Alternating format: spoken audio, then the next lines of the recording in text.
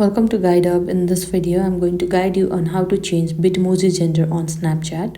For that, make sure you get the Snapchat application and you're logged into your account.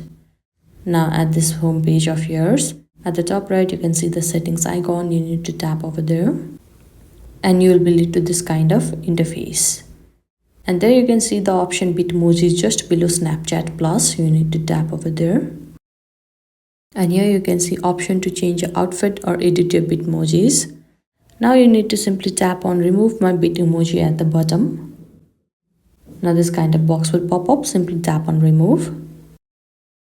Now you will be led to this kind of interface. Now you need to simply tap on create my avatar.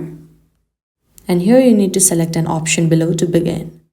Now here you need to choose the gender that you want to put. After that, you can see that the gender has been changed.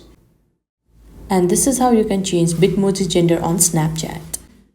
I hope you found this video helpful. Don't forget to like this video and subscribe our channel Guide Up. Thank you.